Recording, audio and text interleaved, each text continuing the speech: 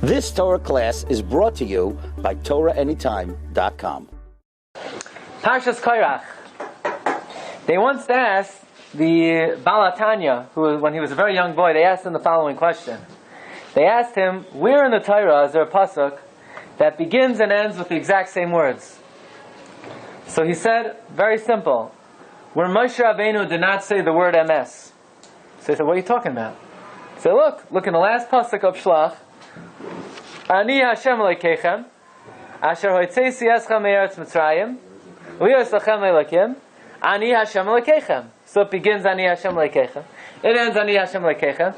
And Moshe Rabbeinu did not say MS. The pasuk where Moshe didn't say MS, that's the pasuk that begins and ends in the exact same way.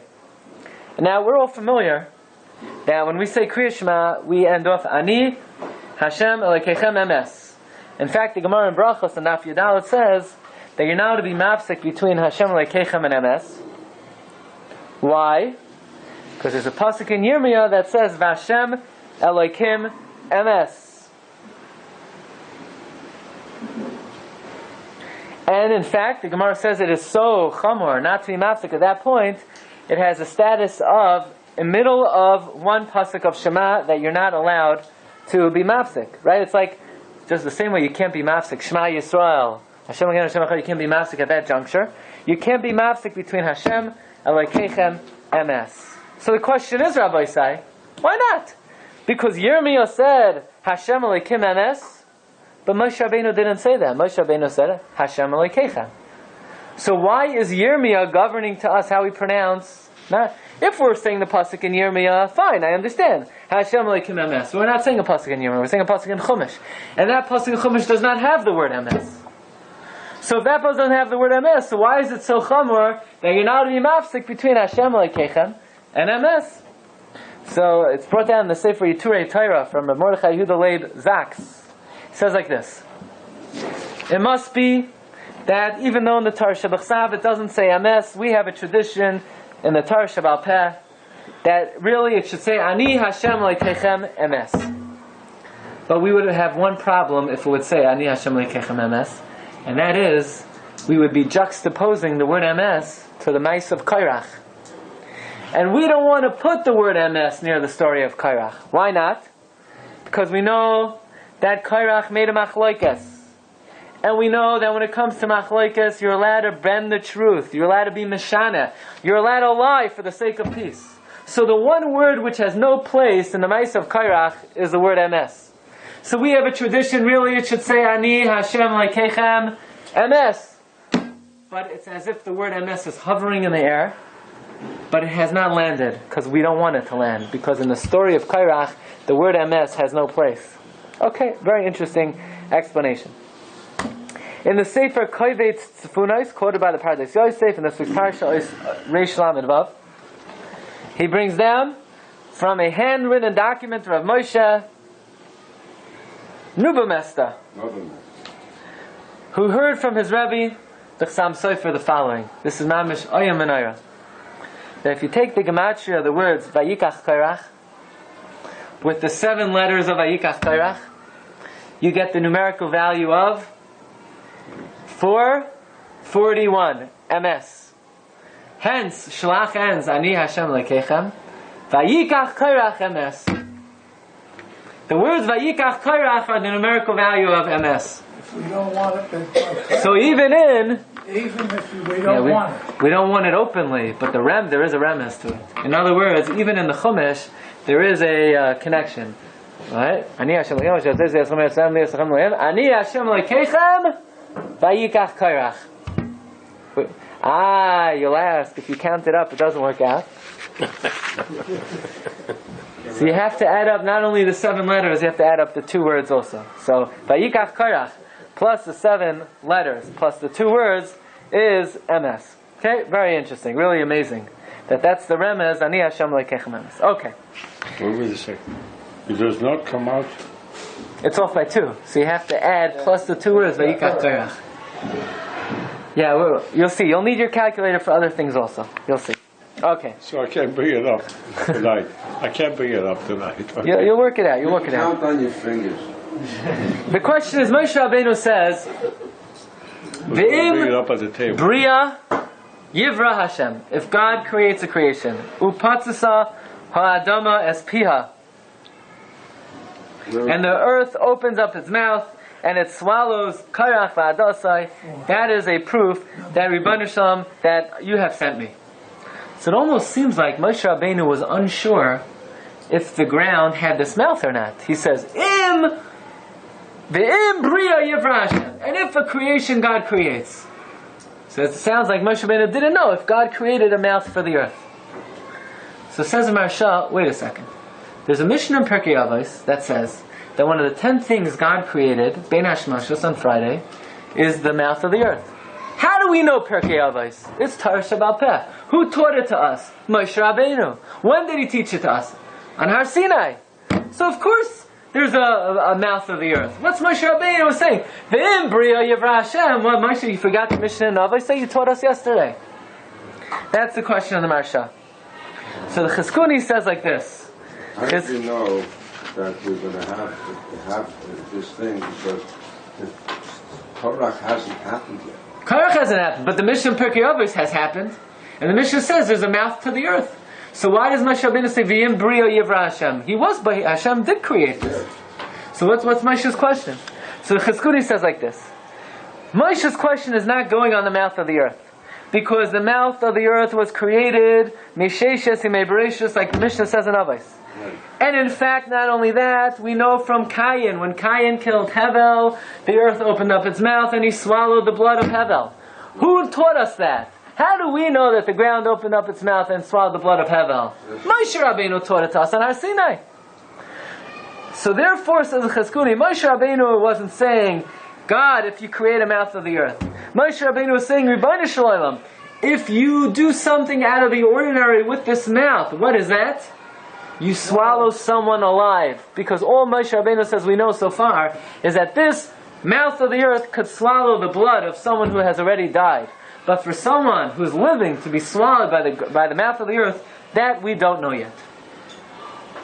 Comes the Chassam Sofer, and the Chassam Sofer gives another answer. Very interesting answer. Chassam Sofer says,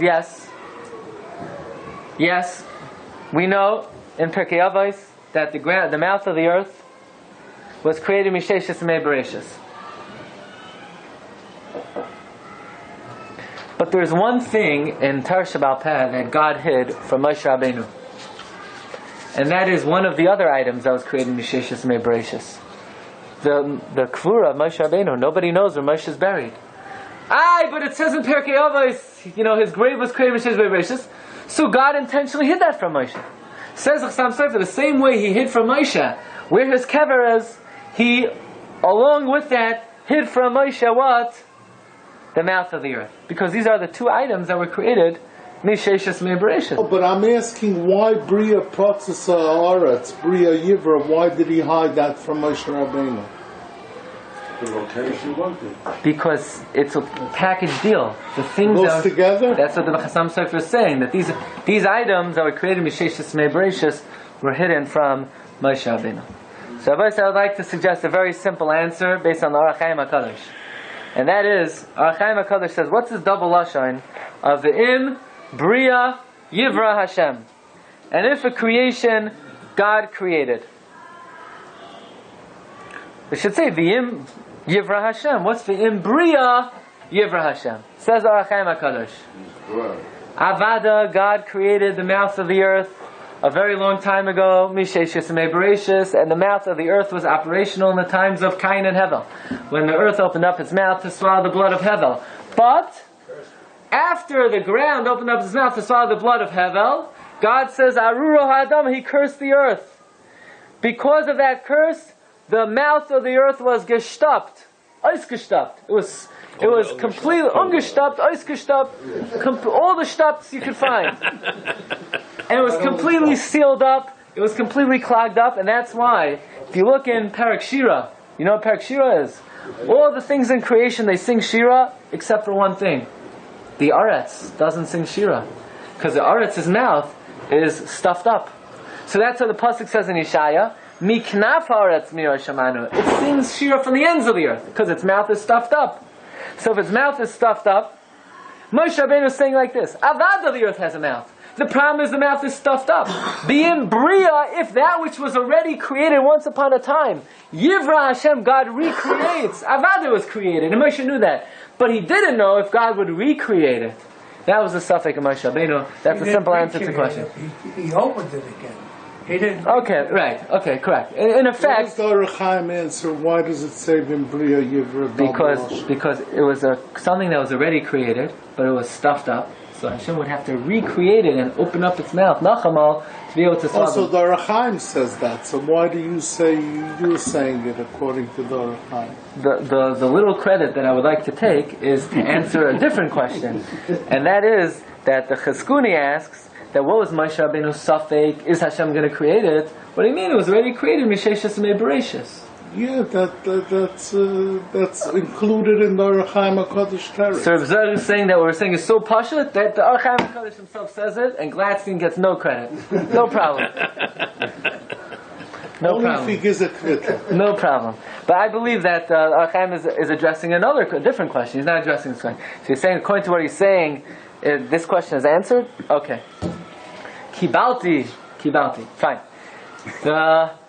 The Gemara, we say further. The pasuk says that by the Magefa of Korach v'Adasai, well, let's break it up into two. The earth opened up, swallowed Korach and his men. How many people died there? 250. No, more. 24,000, no? No, much 253. The 250 men, Dasan, Aviram, and Korach. Then the next No day. women? It says family. Yeah, No. it was men, the family. They weren't holding the fans. 253 Only men people. were holding the fans. 253 people. Then Rabbi say, the next day, what did the Jews do? They complained. Yeah, you're killing the Jewish people. So Hashem said, oh, you complain? You think we're killing people? Now I'll show you what it means to kill people. The next pasuk Yodayin, pasuk Yodad, Vayiyu, Hamesim ba'Magefa, and it was those who died in the Magefa. Arba Asar Elef, 14,000. Shva Me'oi, 700. Milvad, Hamesim al Davar, Korach, besides those who died in the matter of Korach. What's that?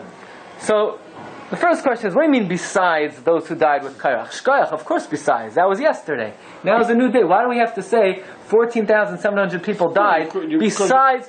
You could have included. Okay, but I think, somebody who's reading the Psukim can say there with an open mind. He sees that was yesterday. This is a Naya Maisa. But what we're going to address first... The 250 guys brought the Torahs, right? They got burned Yeah. up. That's So, what happened over there? They died. Right there, because of the Torah. Yeah, correct. So what do you mean that they got swallowed? No, they died, correct. They died. They Well, I'm died. saying the 250 are not part of it. You say 253. I'm asking where'd you get those 250 to go into the mouth? I'm saying only 3 went there. Fine, but how many people died with Korach? 253. However they died. By hook or by crook. 253. Because it was women, children, top. Oh, no, it's also Let's saying see. women, children. The Torah doesn't record. Torah doesn't say a number. That's not part of the Cheshire. You'll see what. We'll see. You have 14,700 today. Yesterday was 253. What we want to address first, Rabbi Isai, is what's the lashon of Vayiyu Hamesim ba'Magefa, and it was those who died in the Magefa. I should say Parshas. Vayamas ba'Magefa. They died in the Magefa. What's this lashon of Vayiyu Hamesim ba'Magefa? So first, it's very interesting. On a Monday, the 3rd day of Cheshvan, in the year Tafresh Chavav, which is 1866, at the age of 80 years, 65, because it's fresh. 80 years and 33 days, the tzaddik Reb Zundel of Salant died. Now, who is Reb Zundel? Reb Zundel was the Rebbe of Rabbi Yisrael Salanter. At the point of when he was dying, there was a rampant Magefa, a plague in Eretz Yisrael that took many, many lives. On the morning of his last day, people came to visit him, and he said over in the name of Reb Chaim Belazner, on this pasuk, what does it mean? Vayiyu hamesim hamagefa. It should say vayamas. It should say vayamas. It should say vayamusa b'magefa. Says Reb Zundel of Salant, it's a chesed of Rebbeinu Shalom. Why? Because on that day, people should have died anyway. Every day people die. So you know what it means? It wasn't Vayamusu B'Magefa. They didn't just die B'Magefa. The total amount of people that died on the day of the Magefa was 14,700, even though maybe there were 57 people that died anyway. Those 57 people that died anyway, they were part of the cheshbon of the 14,700. In other words, it says, it doesn't say Vayamusu B'Magefa, but rather it says Vayiyu. Vayiyu is like, you want to collect the whole tally, even people who didn't die. Because directly of the Magefa, Hashem in His Chesed, He included them in the 14,700. By the way, In his chesed? yeah. In other words, people. Magefa means it's a plague. No. Every day people go, right? Correct. So, and Hashem had in His Cheshbon that from the Magefa a certain amount of people should die. So Hashem could have said, the people that were going to go anyway, that's one Cheshbon, and now we have to get rid of the people who are going to go to the Magefa. Hashem in His Chesed, He said that the people who are going to go anyway will include them in the tally of those who are supposed to go in the Magefa. Yeah, not every thought is the most uplifting, upbeat thought here, you know. Well, on the other side, right? Okay. You're coming with a whole group of people who are not Yeah. getting any yichus here. So that's the, okay. By the way, and the Sarim point out that on the day of Reb Zundel died, there was a terrible Magefa in Yerushalayim, and he said this in reference to the story that was happening at that point. In other words, he personally was not being affected by the Magefa, but in Rebbeinu Shem's Chesed, what he was trying to say was he was part of the tally. Okay. Rabbi Isai, take out your calculators. Right, we need Mr. Barish, you got your math skills working today? Okay. We start in the following way. How many people died in the Magefa? 14,700. Why is the pasuk saying, besides those who died in the story of Korach?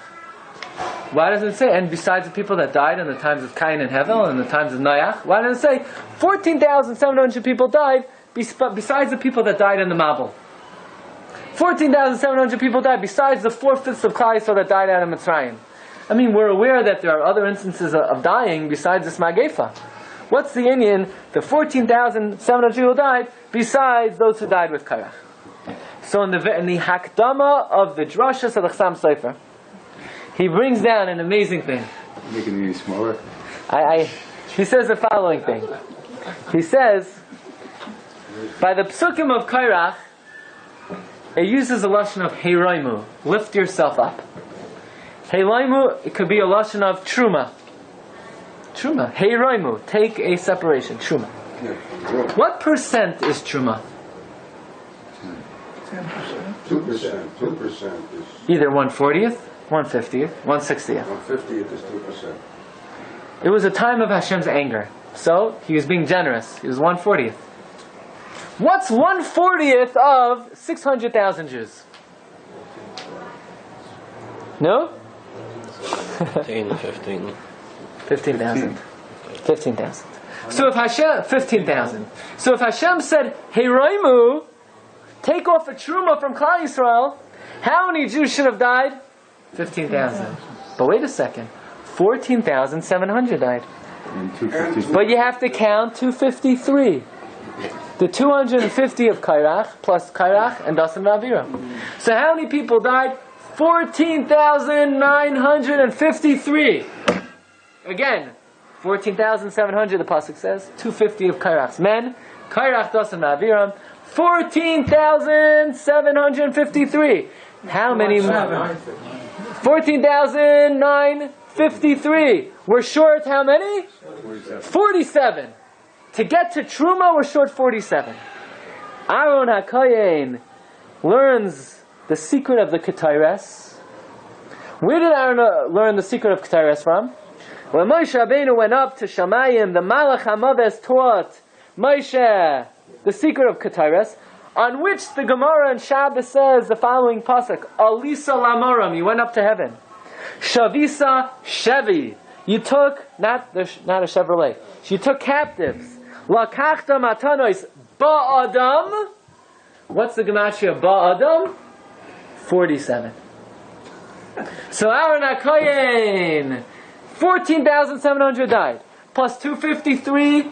How many should have died? Truma, which is 15,000. We're short 47. How did we protect the other 47 Jews? The Ketores. What does Ketores have to do with 47?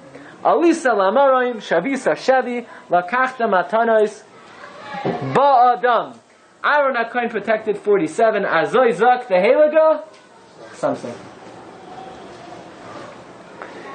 I'll tell you one more cheshbon, but we're not going to explain it fully. The hafla in the Panim Yafais says like this. Says the hafla, how do we explain why, how many people died in the Magefa? 24,000. 24,000 is what percent of 600,000? What? 1/25. If 24,000 people died, if 24,000 people died in the Magefa, that means what percent of Klal Yisrael died? 1/25. 1/25 died, 24/25 didn't die. Says the Hafla, what's the remez of that? That we know how many matnos kahuna are there? 24. How many ways are you kainem kahuna? The Mishnah says in Avos 24. So Aaron HaKohen, his kahuna was challenged. Kahuna is the number 24, 24 matnas kahuna, 24 ways to be kainem kahuna. And he was able to stand bein hamesim and bein hachayim. So he's standing in between one of the 25ths and the 24 of the 25ths. He was able to save 24 of the 25ths to the Koach HaKahuna, which is Chav Dalet. And that's why how many people died? 24,000, they challenged the Kahuna. So everybody in the world asks on the Panim Yafais, the Hafla, what are you talking about? 24,000 Jews didn't die. Pasuk says 14,700. It was supposed to. 24 is by Midian. 24 is by Midian, not over here. So what's he talking about? So the Chassam Sofer in the Hakdama to the Drashas Chassam Sofer, as well as in a handwritten note quoted by the Sefer Shalas Tshuvas Tirosh V'Yitzar, he brings down the most unbelievable cheshbon the Chassam Sofer has to defend his Rebbe, the Panim Yafais. I'll just say it very quickly, and that is, what do you mean 1/25 of Klal Yisrael died? We just said it was 1/40th. It was only 14,000 of them. So it says like this. It was 1/25 of 350,000. But it wasn't a 25th of the remaining 250,000. Says the Chassam Sofer, for those 250,000 and nothing was taken off, the 250 men who died in the Adas Korach were like Sarei Alafim, and their death was like the Truma for the other 250,000. Why for 350? What's the cheshbon that they died from 24? Because 24 to get from 350. in other words, excuse me, the 14,000 that died was 1/25 of the 350. We're missing a 25th of the 250. Okay? I'm not getting into that cheshbon right now. That's basically what the Shalas Tshuvas Tirosh V'Yitzar comments on this answer, the Chassam Sofer, is that you see the tremendous awe and respect and fear that the Chassam Sofer had for the Panim Yafais, there's Rebbe the Hafla, that even though it seems like, how could you say such a thing if it wasn't 24,000 people who died, nevertheless the Chassam Sofer jumped through hoops of fire to try to defend his Rebbe Panim Yafais. Okay? What I would like to focus on now, Rabbi Isai, is something mamish oyer v'noyer. Okay? This mamish works out to the T. Again, we had a cheshbon that if it says the word heiroimu, which is truma, 1/40th of Klal Yisrael were supposed to die. What's 1/40th? 15,000 Jews, and we said 14,700 plus 253. We're only missing 47, and that the Ketores was machaper for. Comes along Rabbi Yeshua Leib Diskin. Rabbi say, listen to this. It's mamish oyam v'noyer. In the beginning, it says, heiroimu mitoich ha'eda hazais. It calls Klal Yisrael an Eda. Then in Pasuk Yud Aleph, it says, V'sim Ketores, take the Ketores, V'hoylech mehera el ha'eda. And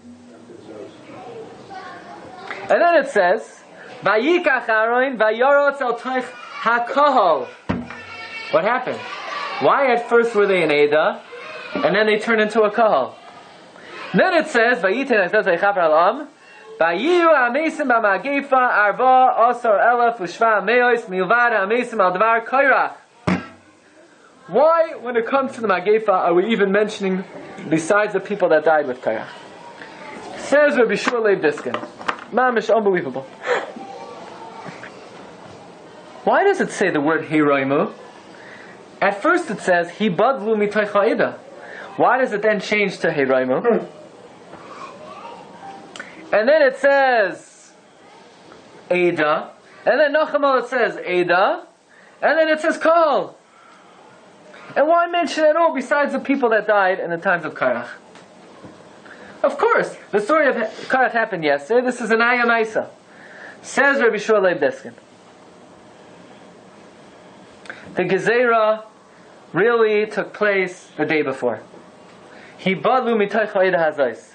V'achalo isam kiraga. Really, Hashem was going to destroy the entire Eda of Klal Yisrael, all 600,000. But Moshe and Aaron in their tefillah, they fell on their face, and they said, what? Ha'ish echad yechta ve'akol ha'ida tiktzayf? The Gezerah was batal. But now, so fine. So at first, who was supposed to die? All of Klal Yisrael. But Moshe and Aaron, they davened. So Hashem said, you're right, the Gezerah is off. But now Nachamal Klal Yisrael is complaining. So now the Gezerah is back on again. The Gezerah is back on again. But it's not back on in full force. Originally the Gezerah was on all 600,000. Now the Gezerah is Hiroimu. Now it's only a Truma. So Rabbi Isai says, Rabbi Shua Leib Diskin, the Chassam Sofer was right, but not exactly. Because the Chassam Sofer was taking off Truma on 600,000 Jews. But there aren't 600,000 Jews. How many Jews were there? Rabbi Isai, 603,550. So you want to take Truma, it's not Truma from 600,000, it's 603,550. So now, that's the number of Klal Yisrael. Klal Yisrael was not 600,000, they were 603,550. So now let's take 1/40th of 603,550. You know what you get? You get 15,800. 15,088. 15,088.75. 15,088.75. So says Rabbi Shua Leib Diskin, who is the guy who 0.75 of him should be killed? Who is he? Who's the guy that what? Right? The cheshbon is how many should die? 15,088.75. So there's one guy that only has his chus to live 25%. So that guy, he's off the hook. Because we know in the Gemara, even if you have one malach who's meilutz tov on you, even if 1,000 malachim say you should die, even if one malach says you should live, that's good enough. So that guy, he's off the hook. So how many people should die? 15,088. So let's make a cheshbon. How many people died? 14,700 plus 253. 14,953. How many more people should die? Well, 14,750 and if 14,953 people died, and really 15,088 people should die, 135. This is Ayoim B'Noira. That means another 135 people should have died. So at first Hashem got angry at the whole Eidah. And the whole Eidah should have died. Moshe and Aaron, they davened for them. But now Klal Yisrael complained, now we have to take off Truma. How much is Truma? 15,088. How many did we take off? 14,953. We're missing 135 Yidden that should die. Kahal. So Aaron stands by the Kahal. Kahal is Gematria 135. And this Kahal of 135 Yidden, they should have died. And who does Aaron save? The Kahal. The 135 Yidden. That's what the pasuk means.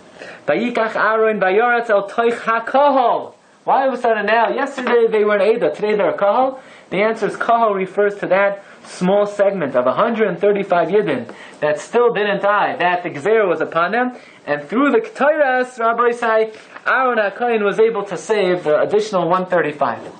So you say, who's right? Chassam Sofer and Maril Diskin? They're both right. There's a cheshbon of 600,000, Kor Yidin, and there's the sum tally of all of Kaisa, which was 603,550. So in terms of the 600,000, so the Torah is protected from the additional 47. Ba'adam. In terms of the additional 135, what protected them? The Torah of Aaron, again, protected the Kahal, and Mamish, it's an unbelievable cheshbon. So again, in the beginning it was Hibadlu. But after the Gzeir was brought again, it was Heiraimu. Heiraimu is 1/40th. 1/40th of 603,550 is what? 1588. But only 14,953 died. That means we're missing 135. So the Kal by Yaratz El Toich HaKahal. Rabbi say it should send chills down your spine. You see the diktuk of every word of the Torah. It's mamish unbelievable. Rabbi say one last thing. The Yalkut Ruveni brings down that Matzah Shabbos. What do we do? Before the Malav Malka. Before the Malav Malka. Havdalah. You take Havdalah and you use an air. Says the Yalkut Ruveni, it's Machaper for the Avir of Korach. Why? Because by Korach it says Hibadlu, so Havdalah is Machaper. How many men did Korach have? 250. Ner is 250. So now we can understand Rabbi Sai. Maybe we could suggest that in Havdalah in Shemana Esrei we daven Avinu Malkeinu Hachel Aleinu Hayam Habam Lekvaseinu Shalom. So you say Shalom. What does Shalom got to do with Havdalah? We're davening for Shalom and Havdalah. Havdalah, we're Mavdal ben Kodesh L'chol ben Olach. What are you davening for Shalom? The answer is Havdalah is Machaper for the Ched of Korach V'Adasai, which was a Ched of Machlokes. And we're davening Barasham, we're trying to be masaking the Ched through Havdalah, L'Toiva. In Klal Yisrael, we don't separate among Klal Yisrael. We only separate Ben Kodesh L'chol, Ben Ar L'Choshech. But when it comes to everything else, we ask Barasham, He should give us a week of Shalom. Hashem Oizam, V'Yitein Hashem Yivarech, Es Amay V'Shalom. You've just experienced another Torah class brought to you by TorahAnytime.com.